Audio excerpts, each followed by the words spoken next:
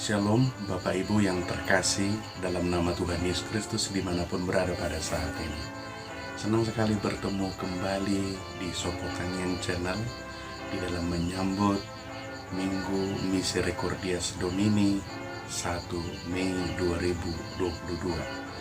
Apa kabarnya Bapak Ibu? Kiranya tetap semangat dan tetap kuat dalam menjalani aktivitas kita setiap harinya.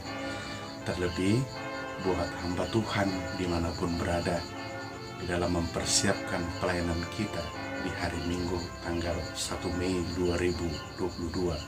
Kiranya diberikan Roh Kudus agar kita semakin kuat dan diajari dalam menyampaikan firman Tuhan dan di dalam segala pelayanan kita di hari Minggu tanggal 1 Mei 2022. Buat seluruh jemaat dimanapun berada, kiranya tetap bersukacita dalam memuji dan memuliakan nama Tuhan. Yang sakit kiranya diberikan kesembuhan, kekuatan, diberkatilah obat, makanan, dan minuman untuk mendapatkan kesembuhan. Sebelum kita mendengarkan sapaan firman Tuhan di Minggu Misericordias Domini 1 Mei 2022, baiklah kita berdoa. Damai sejahtera Allah Bapa yang melampaui segala akal, kiranya memelihara hati dan pikiranmu sekalian dalam Kristus Yesus Tuhan kita. Amin.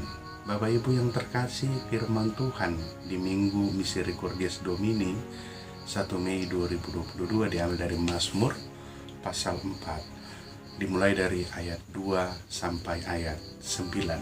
Saya bacakan untuk kita. Apabila aku berseru, jawablah aku, ya Allah yang membenarkan aku. Di dalam kesesakan Engkau memberi kelegaan kepadaku. Kasihanilah aku dan dengarkanlah doaku. Hai orang-orang, berapa lama lagi kemuliaanku dinodai? Berapa lama lagi kamu mencintai yang sia-sia dan mencari kebohongan? Ketahuilah bahwa Tuhan telah memilih baginya seorang yang dikasihinya. Tuhan mendengarkan apabila aku berseru kepadanya. Biarlah kamu marah, tetapi jangan berbuat dosa. Berkata-katalah dalam hatimu di tempat tidurmu, tetapi tetaplah diam.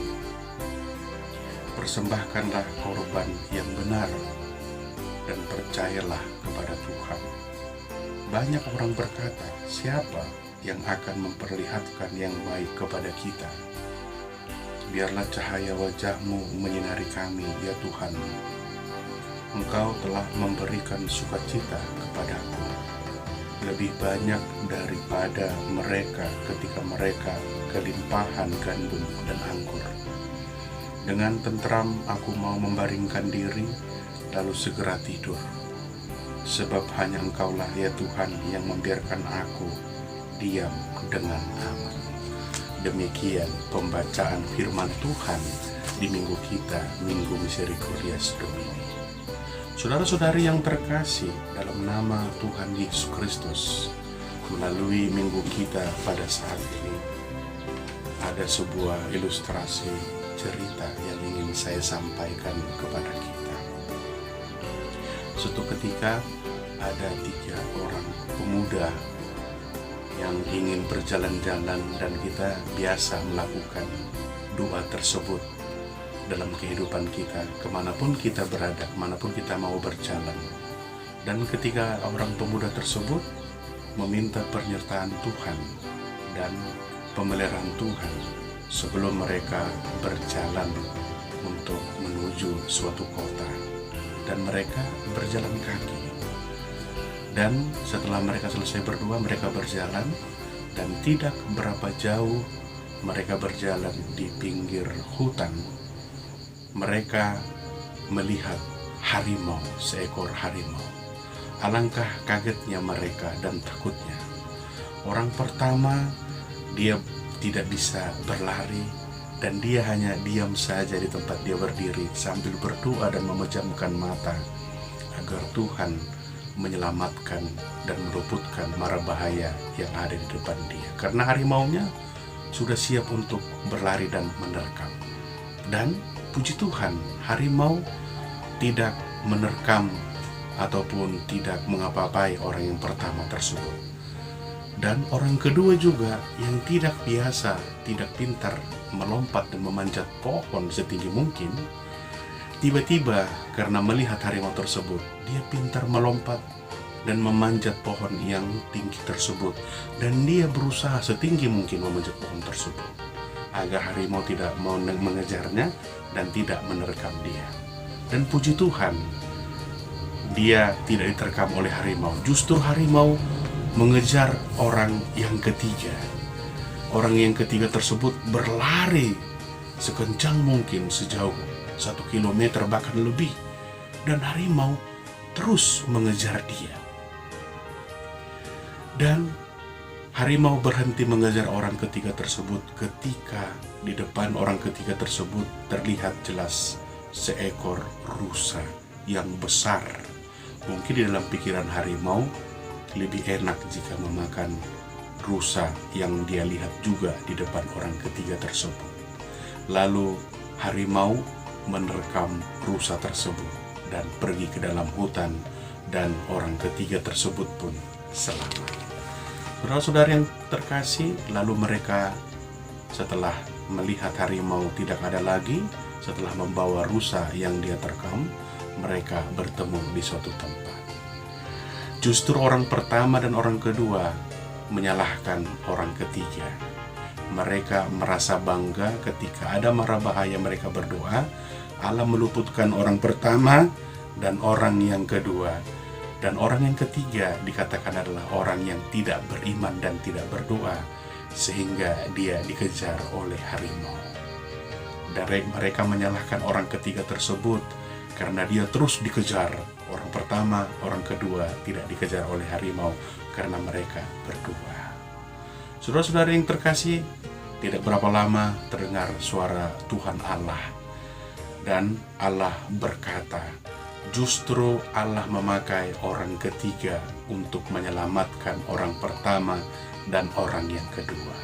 Karena orang yang pertama dan orang yang kedua tidak pintar berlari, sehingga Allah memakai orang ketiga untuk menjauhkan harimau dari orang pertama dan orang kedua tersebut. Ketika harimau tersebut sudah jauh dari orang pertama dan orang kedua, lalu Allah menyelamatkan orang yang ketiga dengan memunculkan seekor rusa agar harimau menerkam dan memakan rusa. Maka Allah berkata, justru Allah memakai orang yang ketiga untuk menyelamatkan orang pertama dan orang kedua dari segala mara bahaya. Bapak Ibu yang terkasih dalam nama Tuhan Yesus Kristus, kita sering sekali merasa orang-orang yang bangga melalui cerita 3 orang pemuda tersebut, mengatakan bahwa aku adalah merupakan orang yang beriman, mengatakan bahwa aku adalah merupakan orang yang benar, mengatakan bahwa aku adalah merupakan orang yang disertai oleh Tuhan Allah di dalam kehidupan kita. Akan tetapi kita tidak melihat apa yang terjadi dalam kehidupan kita, sehingga Allah menyertai, sehingga Allah selalu memberikan berkat-Nya kepada kita. Mengapa Tuhan Allah selalu memberkati dan menyertai kita di dalam kehidupan kita hingga pada saat ini? Jawabannya hanya satu, yaitu karena kasih setia dari Tuhan Allah dalam kehidupan kita. Bapak Ibu yang terkasih dalam nama Tuhan Yesus Kristus, jika kita melihat bagaimana rangkaian nas kita pada saat ini, Raja Daud adalah merupakan seorang raja, adalah merupakan seorang yang nomor 1 di bangsa Israel. Akan tetapi dia tidak menyombongkan dirinya. Raja Daud adalah merupakan orang yang beriman, orang yang takwa dalam beribadah. Akan tetapi dia tidak serta-merta mengatakan bahwa dia adalah merupakan orang yang benar, orang yang dikatakan disertai Tuhan Allah oleh karena keberadaan dia sebagai raja. Akan tetapi dia justru memohon penyertaan dari Tuhan Allah di dalam kehidupannya. Dan dia meminta kepada Tuhan untuk menyertai kehidupan dan menyertai segala aktivitas dia dan bangsa Israel. Dia berseru kepada Tuhan agar Allah juga menyertai bangsa Israel. percaya kepada Tuhan jika kita melihat topik minggu kita pada saat ini, Misericordias Domini, 1 Mei 2022. Kita sudah memasuki bulan yang baru, tanggal yang baru di bulan Mei, 1 Mei 2022. Kalau kita tidak percaya kepada Tuhan Allah, mungkin kita tidak dapat sampai kepada hari ini di tahun 2022.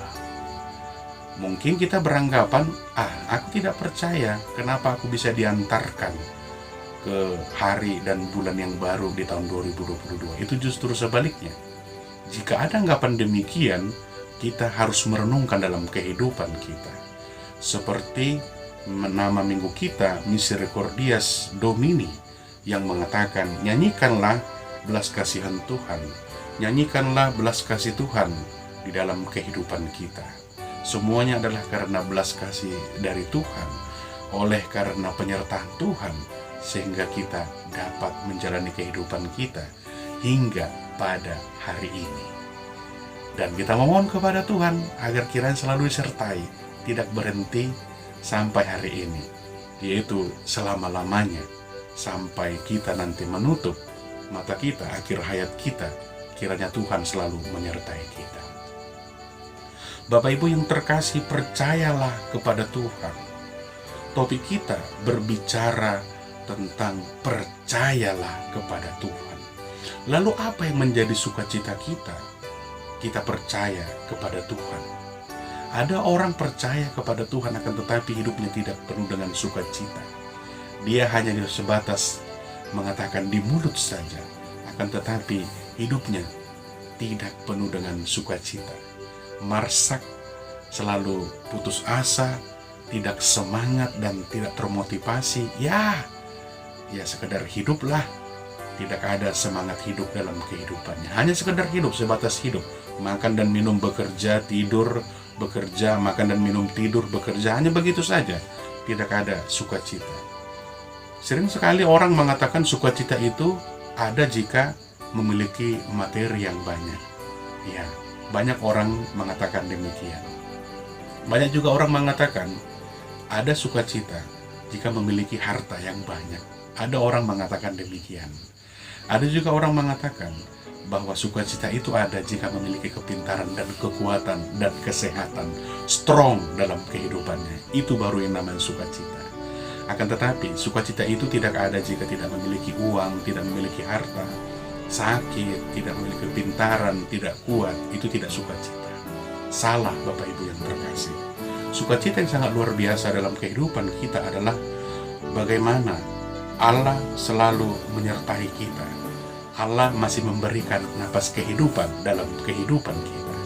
Allah masih selalu peduli kepada kita sehingga kita masih diberikan napas kehidupan, aktivitas, dan yang lain-lain. Sukacita adalah merupakan syukur yang sangat luar biasa. Seperti Raja Daud ketika dia ingin membaringkan tubuhnya, akan tetapi dia memohon kepada Tuhan agar selalu disertai. Karena ketika dia membaringkan tubuhnya, dia tidak tahu, tidak akan mengetahui apa yang akan terjadi dalam kehidupannya. Berarti ada di situ penyerahan dalam kehidupan Raja Daud di hadapan Tuhan. Apakah kita mau berserah di hadapan Tuhan? Ini yang menjadi perenungan dalam kehidupan kita. Kita membaringkan tubuh kita, kita meminta kekuatan kepada Tuhan, akan tetapi kita tidak berserah kepada Tuhan, mengandalkan yang ada pada diri kita. Sudah berdoa, menyerahkan dirinya kepada Tuhan, akan tetapi saya jot do mangasahon setabi panangga laho menjagai jabuna. Memang tohodoi tabain pananggai laho mangaraduti menjaga akajabuta, akan tetapi berserah kepada peliharaannya untuk menjaga rumahnya ketika dia membaringkan tubuhnya. Kan tetapi yang paling utama adalah memohon penyertaan dari Tuhan Allah dalam kehidupan kita. Saudara-saudari yang terkasih, berbicara kitab Mazmur pada saat ini ada 3 bagian yang ingin disampaikan kepada kita. Yang pertama, Tuhan Allah adalah pengasih, penyayang, dan maha pengampun atas pelanggaran dan segala yang kita lakukan segala dosa kita. Ini adalah merupakan nyanyian Raja Daud kalau kita berbicara kitab Mazmur. Tuhan adalah pengasih, penyayang, dan maha pengampun atas pelanggaran dan segala dosa kita. Yang kedua, umat Allah dipanggil untuk datang kepada Tuhan Allah agar mengakui segala dosa dan memohon pengampunan di dalam kehidupan kita. Meminta agar umat Allah kembali kepada Tuhan Allah, agar dia mengakui segala dosa dan memohon pengampunan dari Tuhan Allah. Apakah kita mau? Lalu yang ketiga, ada sukacita dan damai sejahtera bagi setiap orang yang berada dan mengandalkan Tuhan. Inilah nyanyian Raja Daud kalau kita berbicara dalam kitab Mazmur. 3 poin yang perlu untuk kita ketahui. Bagaimana kita? Apakah kita mau seperti Raja Daud? Maka daripada itu Bapak Ibu yang terkasih dalam nama Tuhan Yesus Kristus, Misericordias Domini, nyanyikanlah belas kasihan Tuhan Allah dalam kehidupanmu, dalam kehidupanku, dalam kehidupan kita. Dengan percaya bahwa Allah selalu ada di dekat kita, menyertai kita. Percaya, yaitu Allah selalu ada di dekat kita, menyertai kita, dan bahkan membantu kita dari segala persoalan dan pergumulan kita, bahkan kesulitan-kesulitan kita yang kita hadapi setiap hari. Maka daripada itu Bapak Ibu yang terkasih, percayalah kepada Tuhan, serahkanlah hidup kita kepada Tuhan, maka kita akan mendapatkan kelegaan. Selamat menyambut hari yang baru, bulan yang baru tahun 2022, Misericordias Domini, yaitu hari Minggu tanggal 1 Mei 2022. Dan Tuhan Allah pasti akan selalu menyertai kita. Shalom, selamat hari Minggu.